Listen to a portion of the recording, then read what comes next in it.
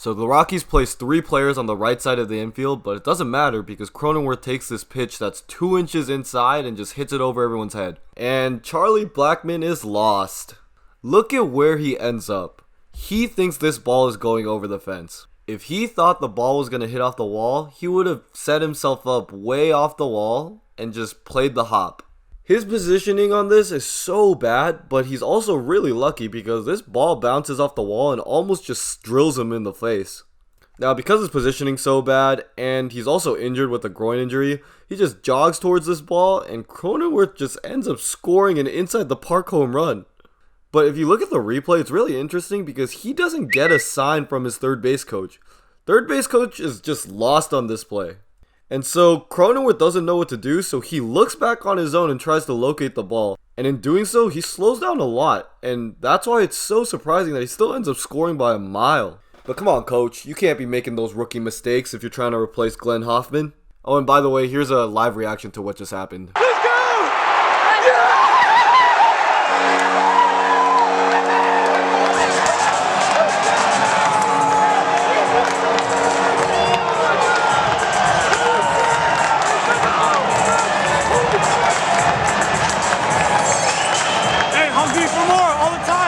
We fast forward to the next inning, play stops, and everyone just starts looking down the right field line, and the batter is like, oh F. And that's because there's a fan on the field.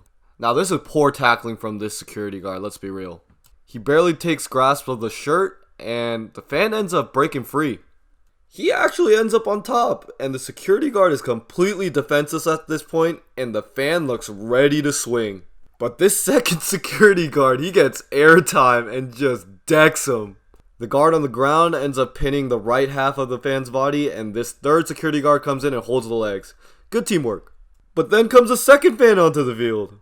He's faster than the security guards chasing him, and he's basically home free if he can get past a couple lines of defense. Machado gets out of the way, Tatis takes a step back, and this is the moment of truth, the final line of defense.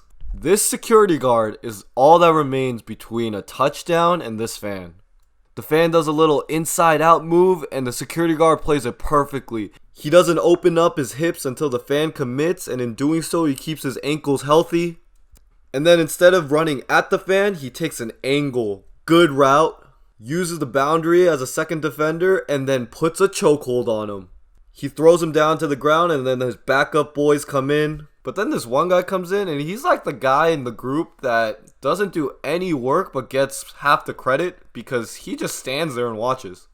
But unfortunately, this story doesn't have a happy ending because the security guard who didn't get juked out, he ends up limping and just collapsing onto the floor. He tries to get back up and is like, oh, nah, we're going back down.